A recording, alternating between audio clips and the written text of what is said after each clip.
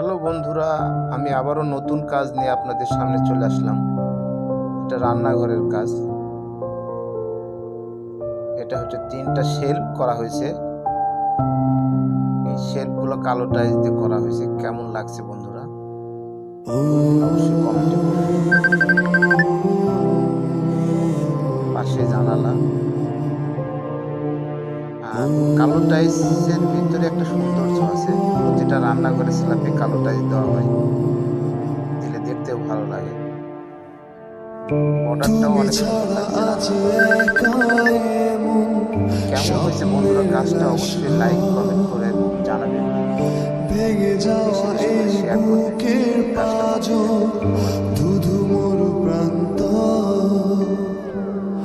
তুমি ছাড়া আজ এক